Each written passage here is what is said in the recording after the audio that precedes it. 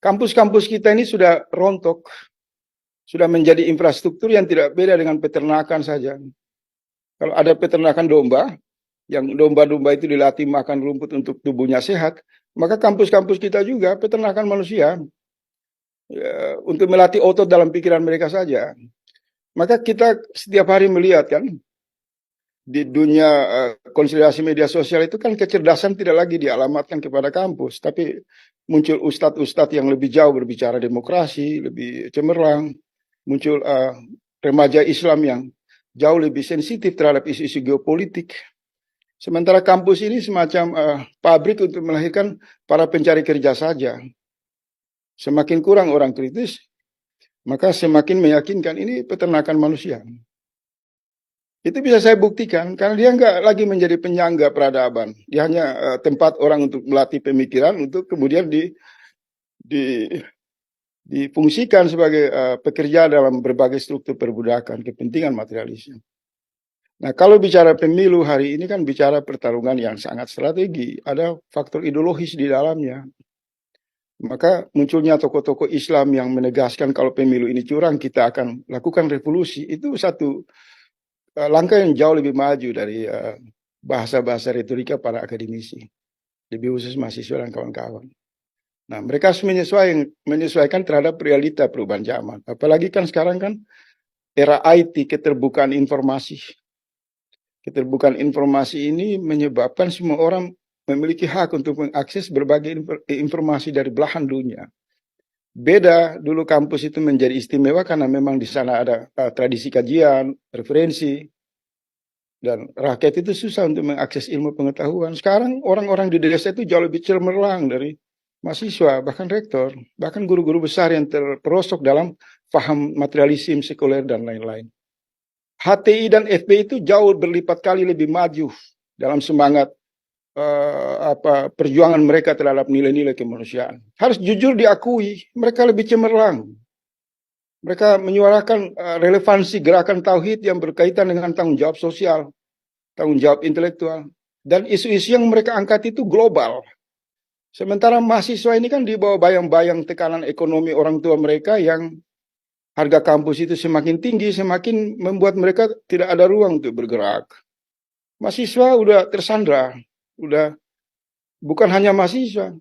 Kita harus mengatakan bahwa rektor di Indonesia ini sudah udah rektor, dekan, dosen itu sebagian besar itu sudah masuk dalam perbudakan. Satu, kalau bahasa saya itu peternakan manusia sebenarnya, hanya diberi label akademisi saja, sudah gak relevan lagi. Karena mereka hanya memproduksi manusia-manusia yang mengabdi kepada kebutuhan materialisme, mengabdi bagi kepentingan plot zaman di mana hegemoni sekuler itu menonjol. Mereka nggak bicara soal ketidakadilan di negeri ini secara tegas. Jadi sudahlah, saya itu bukan saya melebih-lebihkan, saya itu lebih mengamati ormas-ormas Islam seperti kelompok kritis ya, seperti FPI, HTI, itu menurut saya variabel yang sudah fenomenal, yang selama ini menggoncang negara dari berbagai perspektif. Pikiran-pikiran mereka jauh cerdas, bicara soal utang luar negeri, perubahan fundamental, bicara tentang konstitusi. Jadi sebagai orang yang hidup dan tumbuh besar di kalangan kultur konsolidasi gerakan mahasiswa, saya melihat 20 tahun ini, kampus-kampus di seluruh Indonesia sebagian besar, maaf ya, itu peternakan manusia, sudah tidak istimewa, hanya untuk menghabiskan uang dari orang tua, membuat orang tua mereka susah saja. Sesudah itu mereka belajar di sana, keluar itu jadi budak-budak dalam berbagai struktur kepentingan pabrik, kepentingan sistem materialisme. Gak ada lagi orang-orang hebat lahir dari kampus yang sungguh-sungguh untuk berpikir komprehensif, berpikir fundamental, berpikir revolusioner, apalagi berbicara atas nama kepentingan nasional negara. Nggak ada lagi. Hanya sisa-sisa dari kelompok mahasiswa yang masih pakai jaket, nanti bergulir itu dipakai oleh Najwa Shihab, dipakai oleh kelompok-kelompok TV untuk tepuk tangan ketika para elit itu berdebat di ruang-ruang diskusi. Itu memalukan. Nah, bagaimana menciptakan mahasiswa yang hebat, yang suara mereka sungguh-sungguh mewakili rakyat, sungguh-sungguh mewakili kesadaran tauhid, menurut saya tidak usah lagi mengidentifikasi mereka berasal dari mana, tapi menegaskan bahwa setiap pemuda, anak-anak muda di Indonesia ini, mau santri, mau mahasiswa, mau siapapun, label itu dibuang di pinggir jalan, kemudian melihat mereka sebagai potensi yang memiliki hak dalam ruang bernegara.